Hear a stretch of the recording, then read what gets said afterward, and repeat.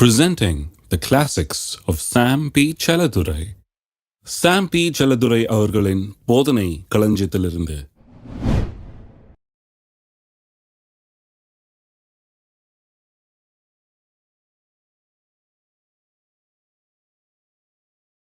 பரிசுத்த வாழ்க்கை, பாவத்தை மேற்கொள்றது, அன்றாடம் பாவத்தை மேற்கொண்டு ஜெயிக்கிறதுல நான் என்ன பண்ணணும், அதுதான் இன்னைக்கு சொல்ல போறேன். நீங்கள் உங்கள் அவயவங்களை அநீதியின் ஆயுதங்களாக பாவத்துக்கு ஒப்புவிடாமல் உங்களை மரித்தோரிலிருந்து பிழைத்திருக்கிறவர்களாக தேவனுக்கு ஒப்பு கொடுத்து உங்கள் அவயவங்களை நீதிக்குரிய ஆயுதங்களாக தேவனுக்கு ஒப்பு கொடுங்கள். எதுக்காக நான் ஒப்பு கொடுக்குறேன்? நான் என்னத்தை பார்க்குறேன், என்னத்தை செய்கிறேன், எதை தியானிக்கிறேன், எதை படிக்கிறேன், எதை சிந்திக்கிறேன், எப்படிப்பட்ட ஆளுகளோடு சேர்றேன். ஹலோ, ரொம்ப குவைட்டாக இருக்கிறீங்க. எப்படிப்பட்ட கம்பெனி வச்சுக்கிட்டு இருக்கிறேன், எப்படிப்பட்ட ஆட்களை என் வீட்டுக்குள்ளே அனுமதிக்கிறேன், எப்படிப்பட்ட ஆட்களோட உட்காந்து கதை பேசிகிட்டு இருக்கிறேன், எப்படிப்பட்ட ஆட்கள் என் வாழ்க்கையில் இருக்கிறார்கள், கவனிக்க வேண்டும். ஏனென்றால் இதை அலோவ் பண்ணும்போது உங்களுடைய காதை ஒப்பு கொடுக்குறீங்க கெட்ட கெட்ட காரியத்தை கேட்கும்படியாக, உங்கள் வாயை ஒப்பு கொடுக்குறீங்க கெட்ட கெட்ட காரியத்தை பேசும்படியாக, உங்களுடைய கண்களை ஒப்பு கொடுக்குறீங்க உங்களை அழிக்கும்படியாக, உங்களுடைய எண்ணங்களை ஒப்பு கொடுக்குறீங்க உங்களை சீரழிக்கும்படியாக, உங்களுடைய சந்தோஷத்தை கெடுக்கும்படியாக, உங்கள் பொருளாதாரத்தை கெடுக்கும்படியாக, உங்களுடைய சமாதானத்தை கெடுக்கும்படியாக. அப்புறம் கர்த்தர் எதுக்கு பிரதர் இதை அனுமதிச்சார்னு கேட்கக்கூடாது. கர்த்தர் அனுமதிக்கவில்லை, நீங்கள் அனுமதித்திருக்கிறீர்கள். இருக்கீங்களா? சரி, பரிசுத்தத்தில் இது ஒரு பகுதி.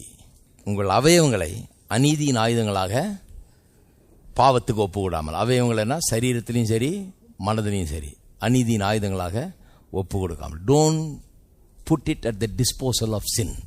பாவத்தின் கையில் ஒப்பு கொடுத்துடாதீங்க, அவைலபிள் ஆக்கிடாதீங்க. இந்த கை கால்களை, இந்த கண்ணு மூக்கெல்லாம் பாவத்துக்கு செயலாற்றும்படியாக, பாவம் வேலை செய்யும்படியாக அதை அவைலபிள் ஆக்காதீங்க அப்படின்னே சொல்லியிருக்குது. அடுத்த பகுதியை பார்ப்போம். There is a positive side. பாருங்க, உலகத்தில் மொராலிட்டி டீச்சிங்னு கொடுக்குறாங்க, நன்னெறி போதனைகள் இல்லையா? நல்லது. அது போதிக்கலன்னா இன்னும் ரொம்ப மோசமாக இருக்கும். அது ஏதாவது சொல்லி இல்லை இப்படி நடந்துக்கோ அப்படி நடந்துக்கோன்னு சொல்கிறதுனால ஏதோ கொஞ்சம் ஒரு இது இருக்குது. அப்புறம் போலீஸ் கீலீஸ் எல்லாம் வேறு தேவை. அந்த யூனிஃபார்ம் எல்லாம் தீத்தியெல்லாம் பார்த்தா தான் கொஞ்சம் பயந்தாது ஒன்றும் செய்யாமல் இருப்பான். நிறைய பேர் தப்பு செய்யாமல் இருக்கிறது அவங்க நல்லவங்களாக இருக்கிறதுனால இல்லை, போலீஸ் பிடிச்சிட்டு போயிடுவாங்களேங்கிறது தான். களி தின்ன ஆசை இல்லை, அதனால பேசாமல் மரியாதையாக இருப்போன்னு இருக்கிறாங்களோ ஒழிய, இல்லைன்னா என்னென்னமோ பண்ணிகிட்டு இருப்பாங்க. சில ரெஸ்ட்ரைனிங் பவர்ஸ் இருக்குது. சில காரியங்கள் நம்ம தப்பு செய்யாமல் தடுக்கக்கூடிய சக்திகள் இருக்குது. அது இந்த போலீஸு, சட்டம், இதெல்லாம் அந்த விதத்தில் நல்லது. சில போதனைகளும் நன்னெறி போதனைகளும் கொடுக்கப்படுகிறது. அதுவும் ஓரளவுக்கு குற்றங்களை தடுக்கிறது, ஒத்துக்கொள்கிறேன். ஆனால் அதுக்கும் கிறிஸ்தவ போதனை, பரிசுத்தத்தை குறித்த போதனைக்கு பெரிய வித்தியாசம் இருக்குது. அதில் என்னன்னா, பயங்கையும் காட்டி தான் உட்கார வச்சிருக்கணும். செஞ்ச போலீஸில் மாட்டிக்குவேன், செஞ்ச இத்தனை மாதம் இப்படி சொன்னால் தான் வழங்க அவனுக்கு. நீ தீங்கு செஞ்சனா உனக்கு தீங்கு திரும்பி வரும். இப்படியெல்லாம் ஏதாவது ஒரு நெறிகளை போதிச்சா அவன் கொஞ்சம் யோசிக்கிறான், சரி நம்ம செஞ்சால் திருப்பி நமக்கு வந்துடும் போது பயப்படுறாங்க. அதுதான் உலக பிரகாரமான போதனைகள். ஆனால் கிறிஸ்தவ போதனைகளில் ஒரு பெரிய வித்தியாசம். கிறிஸ்தவ விசுவாசிங்கிறவன் ஒரு வித்தியாசமானவன். அவன் எப்படிப்பட்டவன்? ஒரு கிறிஸ்துவ அறியாத ஒரு மனுஷன் எப்படிப்பட்டவனாக இருக்கிறான்? அவன் பாவத்தில் சிக்கி கொடுக்குறான், பாவத்துக்கு அடிமையாக இருக்கிறான். அவனை செய்யாதனா கூட அவனுக்குள்ளே இருக்க வல்லமை அவனை விடுறதில்லை. அவன் அதுக்கு அடிமையாக இருக்கிறதுனால அவனை செய்ய தான் வைக்குது. ஏதோ கொஞ்சம் ரெஸ்ட்ரெயின் பண்ணலாம், ஏதோ கொஞ்சம் தடுக்கலாம் ஒழிய முற்றிலுமாக தடுத்து நிறுத்த முடியாது. பூரண ஜெயம் அதில் கிடைக்காது. அது மட்டும் இல்லாமல் இதை செய்யாத அதை செய்யாதன்னு செய்யாத லிஸ்ட் தான் பெருசாக இருக்கும்.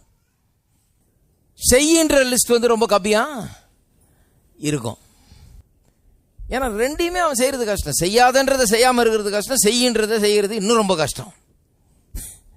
செய்யாதன்றதையாவது கொஞ்சம் பயம் காட்டினா செய்யாமல் இருப்பான். செய்கின்றது அவனுக்கு அந்த வல்லமையே கிடையாது, அந்த ஃப்ரீடமே கிடையாது, அந்த ஒரு சுதந்திரமே அவனுக்கு கிடையாது. அவன் பாவத்துக்கு அடிமையாக இருக்கிறான், இருளின் ராஜ்யத்துக்குள்ளே இருக்கிறான். கிறிஸ்தவ விசுவாசினா என்ன? அவன் விடுவிக்கப்பட்டிருக்கிறான், ஒளியின் ராஜ்யத்துக்குள்ளே இருக்கிறான். ஆனால் கிறிஸ்தவ போதனை கொஞ்சம் வித்தியாசமாக இருக்குது. அது என்ன சொல்லுது? உங்கள் அவயவங்களை அநீதியின் ஆயுதங்களாக பாவத்துக்கு ஒப்பு கொடாமல் உங்களை மரித்தோரிலிருந்து பிழைத்திருக்கிறவர்களாக தேவனுக்கு ஒப்பு கொடுத்து. இப்போ அவனுக்கு முடியும், செய்யக்கூடிய ஒரு நிலையில் இருக்கிறான்.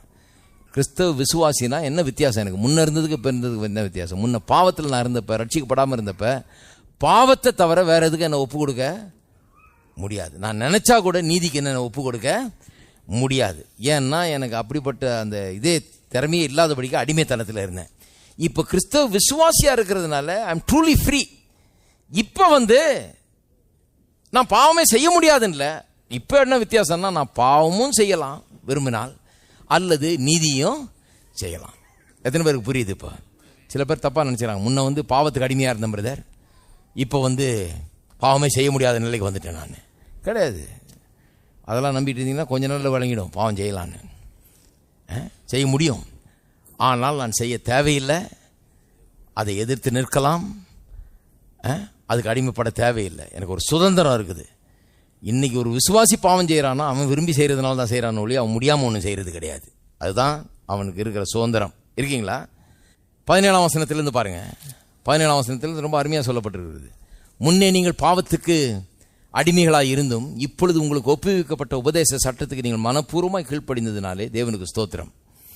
முன்ன என்ன பாவத்தில் இருந்தீங்க, பாவத்துக்கு அடிமைகளாக இருந்தீங்க. பிறகு இந்த சுவிசேஷத்தை கேட்டீங்க, இதுக்கு கீழ்ப்படிந்தீங்க. பாவத்திலிருந்து நீங்கள் விடுதலையாக்கப்பட்டு, பாருங்க கொஞ்சம் கூட சந்தேகமே இல்லாமல் சொல்றாரு, நீங்கள் விடுதலையாக்கப்பட்டு. எல்லாம் சொல்லுங்க, பாவத்திலிருந்து விடுதலையாக்கப்பட்டு. அது அப்படியே ஃபேக்டா நம்புறாரு அவரு. பாவத்தில் நீங்கள் விடுதலை ஆக்கப்பட்டு நீதிக்கு அடிமையானீர்கள். உங்கள் மாம்ச பலவீனத்தின் நிமித்தம் மனுஷர் பேசுகிற பிரகாரமாக பேசுகிறேன். அக்கிரமத்தை நடப்பிக்கும்படி முன்னே நீங்கள் உங்கள் அவயவங்களை அசுத்தத்துக்கும் அக்கிரமத்துக்கும் அடிமைகளாக ஒப்பு கொடுத்தது போல. முன்ன எப்படி பண்ணீங்க? அக்கிரமத்துக்கும் அசுத்தத்துக்கும் ஒப்பு கொடுத்தீங்க. இப்பொழுது பரிசுத்தமானதை நடப்பிக்கும்படி உங்கள் அவயவங்களை நீதிக்கு அடிமைகளாக ஒப்பு கொடுங்கள். இப்போ ஒப்பு கொடுக்கக்கூடிய நிலையிலே விசுவாசி இருக்கிறான். விசுவாசி இப்போ நீதியை செய்ய தன்னை ஒப்பு கொடுக்க முடியும் என்பதுதான் வேதவசனத்தின் சத்தியம். அப்போ தினந்தோறும் நாம் ஒன்றை செய்யும்படியாக அழைக்கப்படுறோம். என்ன செய்யும்படியாக அழைக்கப்படுறோம்? 1 முதல் 10 வசனங்களை புரிந்து கொள்ளணும், அறிந்து கொள்ளணும். நாம் தேவனுடைய ஆலயமாக இருக்கிறோம், நாம் பாவத்திலிருந்து விடுதலையாக்கப்பட்டிருக்கிறோம்னு அறிந்து கொள்ளணும். பிறகு 11ஆம் வசனத்தில் சொல்லப்பட்டிருக்கிறபடி அப்படி எண்ணிக்கொள்ள வேண்டும், எண்ணங்கள் மாற வேணும். எப்போவுமே நான் பாவத்திலிருந்து விடுதலையாக்கப்பட்டவன் என்கிற எண்ணம் மேலோங்கி இருக்கணும். அப்புறம் 12ஆம் வசனத்தில் சொல்லப்பட்டிருக்கிறபடி சில காரியங்களை நான் செய்ய வேணும். அது என்ன காரியம்? 1, என்னுடைய சரீரம், என்னுடைய மனம், இதன் அவயவங்களை, இதன் பகுதிகளை பாவத்தின் ஆயுதங்களாக நான் ஒப்பு கொடுக்க கூடாது, ஒப்பு கொடுக்காமல் பார்த்து கொள்ள வேண்டும். இது அதனுடைய இன்ஸ்ட்ருமெண்ட்டாக மாறிடக்கூடாது. பாவத்துக்கு ஒரு கருவியாக இது மாறிடக்கூடாது. பாவத்தின் கையில் ஒரு ஆயுதமாக இது மாறிடாமல் நான் பார்த்து கொள்ள வேண்டும். நான் சொல்கிறேன், நான் ஒப்பு கொடுக்க மாட்டேன்னு நீங்கள் சொன்னீங்கன்னா உடனே பரிசுத்தாவியானவர் உங்களுக்கு துணைங்கி நிற்கிறார். இல்லை பிரதர், நான் ட்ரை பண்ணி பார்த்தேன் பிரதர், நடக்கல பிரதர்னு மட்டும் சொல்ல முடியாது. நீங்கள் ஒரு தீர்மானம் எடுத்து நான் ஒப்பு கொடுப்பது இல்லைன்னு சொல்லிட்டீங்கன்னா உடனே ஆவியானவர் என்ன பண்ணுறாரு? நிற்கிறார். நான் தான் ஹெல்ப்பர், பாவத்தை பார்த்து வேலையை பார்த்துட்டு போ சொல்லிட்டாருல்ல, முடியாதுன்னு சொல்லிட்டாரு, இனிமே நீ பேசாத. அவரே முடியாதுன்னு சொல்லிட்ட பிறகு நீங்கள் நிற்கிறதுக்கு இடம் கிடையாது. இனிமேல் நின்னா பிச்சு விடுவேன், இனிமேல் நான் உதவி செய்வேன், நான் அவனோட சேர்ந்து கொண்டு உன்னை தோற்கடிச்சு ஒன்றும் இல்லாமல் ஆக்குவோம். உங்களோட கை கோத்துறாரு பாருங்க. அவர் என்ன சொல்றாரு? நான் உதவியாளர், நான் உனக்கு உதவி செய்யும்படியா இருக்கிறேன், நீ தீர்மானத்தை எடு, நான் உனக்கு உதவி செய்ய. நீங்க ஒப்பு கொடுத்தீங்கன்னா அதுக்கு பரிசுத்தாவியானவர் உதவி செய்ய முடியாது. பாவத்தை செய்யறதுக்கு ஒப்பு கொடுத்தீங்கன்னா அதுக்கு பரிசுத்தாவியானவர் உதவுவாரா? நிற்க முடியாது. அவர் நீங்க தீர்மானிச்சிட்ட பிறகு அவர் ஒன்றும் பண்ண முடியாது. நீங்க தான் பாவத்துக்கு ஒப்பு கொடுத்துட்டீங்களே, இதையே உட்காந்து பார்த்துட்டு இருக்கிறதுக்கு ஒப்பு கொடுத்துட்டீங்களே, இந்த உணர்ச்சியிலே கிளறதுக்கு ஒப்பு கொடுத்துட்டீங்களா, அப்புறம் பரிசுத்தாவியானவர் உதவி செய்ய முடியாம பண்ணிடுறீங்க. ஆவியானவர் துக்கப்படுத்திடுறோம், ஆவியானவர் உதவி செய்யாத ஒரு நிலைக்கு வந்துடுறோம், நம்ம முடியாத நிலைக்கு. ஆனால் அதனால் இழுக்கப்படும் போது, பாவத்தினால் இழுக்கப்படும் போது, இல்லை நான் ஒரு ஸ்டாண்ட் எடுக்க போகிறேன், இது சரியில்லை, நான் இப்படி இருக்க போகிறேன்னு ஸ்டாண்ட் எடுத்தீங்கன்னா ஆவியானவர் உங்களுக்கு உதவி செய்கிறார். அதுக்கப்புறம் பார்ப்பீங்க, உங்களுக்கு அப்பாற்பட்ட ஒரு சக்தி உங்களுக்கு உதவி செய்யும், அதை நீங்கள் மேற்கொள்ள முடியும். இருக்கிறீங்களா? இதுதான் சரியான அப்ரோச். அதுக்கு ஒப்பு கொடுக்காமல் இதுக்கு ஒப்பு கொடுங்கள். இதுக்கு ஒப்பு கொடுக்காமல் பார்த்துங்க, நீதியின் ஆயுதங்களாக, நல்லதை செய்கிறதுக்கு ஆயுதங்களாக, நல்ல காரியங்களை படிக்கிறதுக்கு, நல்ல காரியங்களை சிந்திக்கிறதுக்கு, நல்ல காரியங்களை பார்க்கறதுக்கு, அதுக்கு மட்டும் ஒப்பு கொடுங்கள். எத்தனை பேர் அதை பண்ண முடியும்னு நினைக்கிறீங்க? ஒரு தீர்மானம் எடுத்து பண்ணணும். நம்முடைய வீடுகளில், நம்முடைய வாழ்க்கையில் இதை செய்யணும். இதை படிக்க மாட்டேன், இதை கவனிக்க மாட்டேன், இதை செய்ய மாட்டேன், இப்படி தான் செய்வேன் அப்படின்ற ஒரு தீர்மானத்துக்கு வரணும். இல்லைன்னா பரிசுத்த வாழ்க்கைன்றது வர்றது முடியவே முடியாது. நாம் தீர்மானிக்கணும். சிலர் இந்த ஹாஸ்பிட்டல் அப்ரோச் டு ஹோலினஸ், பரிசுத்தத்தை பற்றி எப்படி நினைக்கிறாங்கன்னா, இந்த நோயாளிங்க பாருங்க, காலமெல்லாம் என்னத்தை வேணா திங்கிறது, எவ்வளோ வேணா திங்கிறது, எப்படி வேணா திங்கிறது, அப்படி ஒரு பாலிசி அவங்களுக்கு. ஒருத்தர் சொல்கிறார், என்கிட்ட அடித்து பூசின்னு இருக்குது, அதனால அடித்து பூசியாமல் நான் பூசிக்க மாட்டேன் அடியேன். கடைசியில் அதெல்லாம் சேர்த்து இவர் அடிக்குது. ஏன்னா அடித்து தான் பூசிப்பான் அவர், சும்மா பூசிக்க மாட்டாரான் அவர். என்னத்தையும் ஒன்று அடிக்கணும் பிரதர் நீ, அப்போ தான் இறங்கும் அது. சரி, அதை கொஞ்சமாவது சாப்பிட்டு தொலைன்னா அதுவும் கேட்கறது இல்லை. அதை போட்டு ஒரேடியாக போட்டு நிரப்பி எல்லாம் பிச்சுக்கிட்டு வெடிக்கிற மாதிரி இப்போ சாப்பிட்டு தள்ளுறது. எந்த ஒரு லிமிட்டு, எந்த கட்டுப்பாடும் கிடையாது, ஒன்றும் கிடையாது. அப்புறம் வியாதி வந்தோடனே நேராக ஆஸ்பத்திரியில் கொண்டு போயிட்டு டாக்டர்கிட்ட சொல்கிறாங்க, எப்படியாவது டாக்டர் என்ன பண்ணுவீங்களோ தெரியாது, நீங்கள் தான் காப்பாற்றணும். தெய்வம் மாதிரி நினைக்கிறேன் உங்களை, நீங்கள் தான் காப்பாற்றி அனுப்பணும். அவர் என்னத்தையும் ஊசி கீசி போட்டு ஆப்ரேஷன் பண்ணி எல்லாம் ஒட்டை வச்சு தச்சு கிச்சு என்னமோ பண்ணி கொஞ்சம் நடக்க வச்சு அனுப்பிச்சிடுறாரு. அனுப்பிச்ச வீட்டுக்கு வந்தோடனே அதில் டாக்டர் இவ்வளோ சொன்னார், ஒழுங்காக கேட்குறீங்களா? அதையும் கேட்கறது கிடையாது. அவர் அப்படி தான் சொல்லுவார், நம்ம பாட்டுக்கு நம்ம சாப்பிட வேண்டியதுதான். அடுத்த முறை வியாதி வந்தாலும் திருப்பி என்ன பண்ணுறது, ஆஸ்பத்திரிக்கு ஹாஸ்பிட்டல் அப்ரோச். அப்பப்போ ரிப்பேர் பண்ணுறதுக்கு தான் ஆஸ்பத்திரி இருக்குது. பிரச்சனை வந்தோடனே ஃபிக்ஸ் பண்ணிக்கலாம். அப்போ நிறைய சபைகள் வந்து ஆஸ்பத்திரி மாதிரி இருக்குது. நிறைய கிறிஸ்தவ கூட்டங்களும் மருத்துவ முகாம் மாதிரி.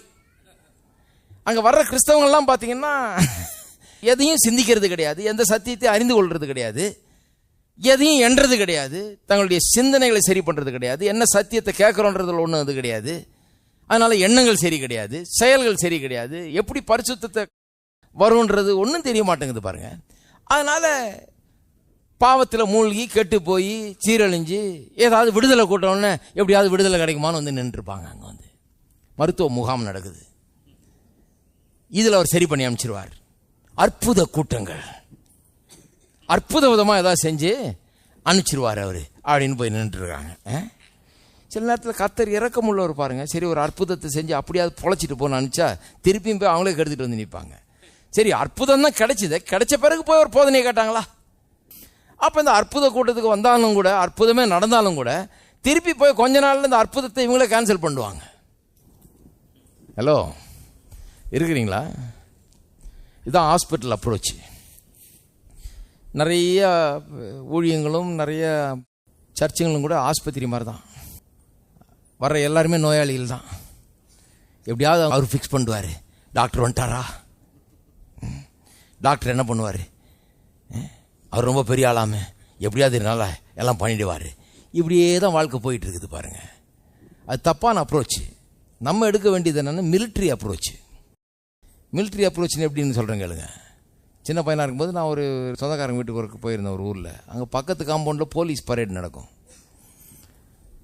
போலீஸ் பரேட்னா டெய்லி இதை எழுந்து வேடிக்கை பார்க்குறது. 5 மணிக்கெல்லாம் ஆரம்பிச்சிருவாங்க பாருங்கள். லெஃப்ட் ரைட்டுன்னு ஓன் நம்ம தூங்கினா கூட விட மாட்டாங்க, எந்திரிச்சிடணும், அவ்வளோ சத்தம் கேட்குங்க. லெஃப்ட் ரைட்னு டப்பு டப்புன்னு 100கணக்கான பேரை வச்சு பரேடு வாங்கிட்டு இருப்பாங்க. இதை எந்திரிச்சு செவுத்தில் உட்காந்து பார்த்துட்டு இருப்போம் நாங்கள். அதில் பார்த்தீங்கன்னா யாராவது ஒரு ஆள் லேட்டாக வந்துடுவார். லேட்டாக வந்து அந்த ஆளை ஓட வச்சு அந்த 400 மீட்டர் ட்ராக்கில் ஓட வச்சு திருப்பி அந்த ஆள் ஒரு வழி ஆகிற வரைக்கும் பண்ணி திருப்பியும் லெஃப்ட் ரைட்டும் போடணும். அவர் அங்கே வந்தால் ஒன்றும் அப்படி இப்படி இஷ்டத்துக்கு ஒன்றும் செய்ய முடியாது. வந்த உடனே சல்யூட் அடிக்கணும், பேசாமல் நிற்கணும், சொன்னதை செய்யணும். லெஃப்ட்டுனா லெஃப்ட்டு, ரைட்டுனா ரைட்டு. இது பரேடு டெய்லி நடக்கும் பாருங்கள். இதுதான் மிலிட்ரி அப்ரோச். அங்கே வர்ற ஆளுகள்லாம் ஒன்று புரிஞ்சு வச்சுருக்கிறாங்க. ஒன்றும் மறுபேச்சு பேசவும் முடியாது, ஆர்டர் படி நடக்கணும். லெஃப்ட்டுனா லெஃப்ட்டு, ரைட்டுனா ரைட்டு. இதுதான் சரியான அப்ரோச் பாருங்க. நமக்குள்ள ஒரு ஜெனரல், ஒரு ஆஃபீஸர் மாதிரி இருக்கிறார், ஆர்டர் கொடுத்துட்டு இருக்கிறார் லெஃப்ட் ரைட்டுன்னு. அந்த ஆர்டர் படி தான் இந்த சரீரமும் இந்த மனமும் கீழ்ப்படினு. டெய்லி இந்த சரீரத்தையும் மனத்தையும் லெஃப்ட் ரைட்டு போட வைக்கணும். ஹலோ, நம்ம லெஃப்ட்னா லெஃப்ட், ரைட்டுனா அது நம்மளை போட வச்சிட்டு இருக்கக்கூடாது. ஒருத்தர் சொல்றாங்க பாருங்க, அவர் மிலிட்ரிக்காரர். அவர் மிலிட்ரியில் எல்லாரையும் லெஃப்ட் ரைட் போட வைக்கிறார், வீட்டில் அவர் லெஃப்ட் ரைட் போட்டுட்டு இருக்கிறாருன்றாங்க.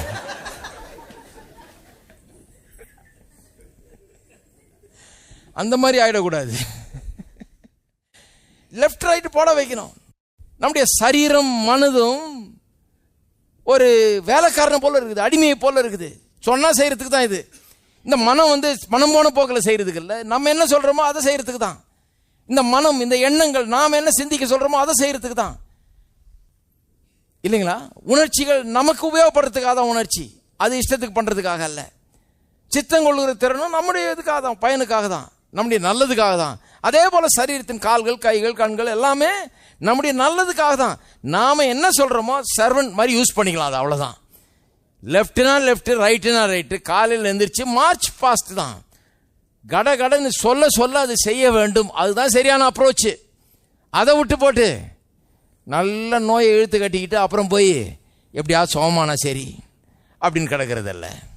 தினந்தோறும் ஒரு தீர்மானத்தை எடுத்து நான் என்ன செய்ய போகிறேன், எதை பார்க்க போகிறேன், எதை செய்ய போகிறேன், எந்த தீர்மானத்தை எடுக்க போகிறேன், நான் எப்படி வாழ போகிறேன்ற தீர்மானத்தை எடுத்து அதன்படி வாழுவது, அதுதான் பரிசுத்தத்துக்கு வழிவகுக்கிறது.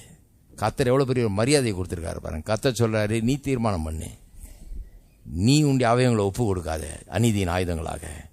உங்களை தேவனுக்கு ஒப்பு கொடுத்து உங்களுடைய சரீரத்தின் அவயங்களையும் மனதின் அவயங்களையும் எதுக்கு ஒப்பு கொடுங்க, நீதியின் ஆயுதங்களாக ஒப்பு கொடுங்கள். எத்தனை பேர் சொல்கிறீங்க அதை பண்ண முடியும்னு சொல்லி?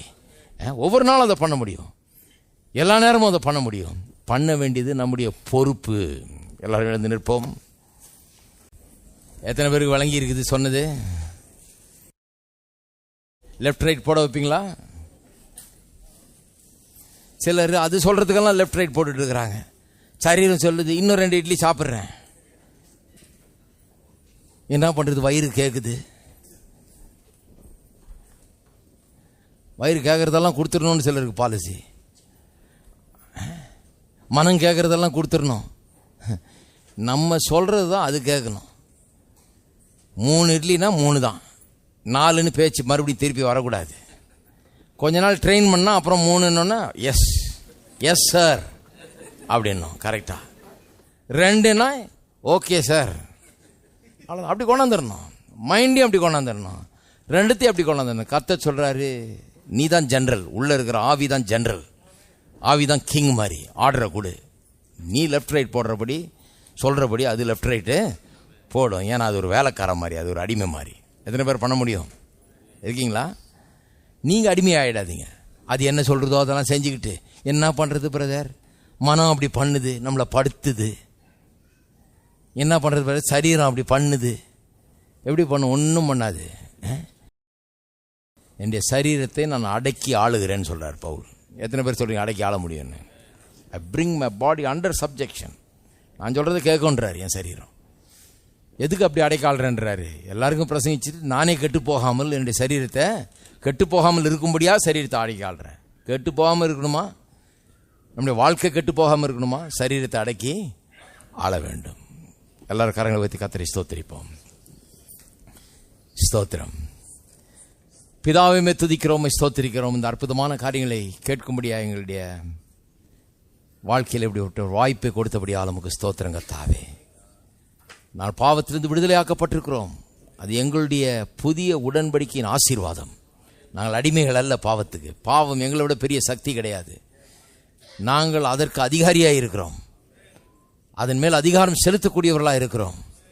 எங்களுடைய சரீரமும் எங்களுடைய மனமும் எங்களை பாவத்தின் மூலம் ஆட்கொள்ள முடியாது, ஆட்கொள்ள விடமாட்டோம். இயேசுவின் நாமத்தினாலே ராஜாவை போல் இருந்து கொண்டு சரீரத்தை அடக்கி ஆளுகிறவர்களாக, மனதை அடக்கி ஆளுகிறவர்களாக இருக்க வேண்டும் என்கிறதை நீர் எங்களுக்கு ஒவ்வொருவருக்கும் வெளிப்படுத்தி தருகிறபடியால் நமக்கு ஸ்தோத்திரம். இன்றைக்கு அறிகிற சத்தியம் ஒவ்வொருவரையும் ஒரு பெரிய விடுதலையின் வாழ்க்கைக்குள்ளே நடத்தட்டும். ஒவ்வொரு நாளும் பாவத்திலிருந்து விடுதலை பெற்றவர்களாய் நடந்து கொள்ள, வெற்றியில வாழ தேவரீர் நீர் உடைய வார்த்தையின் மூலம் அவர்கள் கிருபை செய்கிறபடியால் நமக்கு ஸ்தோத்திரம். சத்தியத்தை அறிவீர்கள், சத்தியம் உங்களை விடுதலையாக்கும் என்று எழுதியிருக்கிறதே. இன்றைக்கு அநேகர் கர்த்தாவே உம்முடைய விடுதலையின் வழிக்குள்ள வந்திருக்கிறபடியால் நமக்கு ஸ்தோத்திரம். விடுதலை குறித்த வெளிப்பாட்டை பெற்றிருக்கிறபடியால் நமக்கு ஸ்தோத்திரம். அவர்களுக்கு நல்ல ஒளிமயமான வெற்றிகரமான எதிர்காலம் காத்து கொண்டிருக்கிறபடியால் நமக்கு ஸ்தோத்திரம். உடைய வார்த்தை எங்களுக்கு வாழ்வளிக்கிறபடியால் நமக்கு ஸ்தோத்திரம் கர்த்தாவே. உங்களுக்கு நன்றி செலுத்துகிறோம். இயேசுவின் நாமத்திலே ஜெபிக்கிறோம். ஆமென்.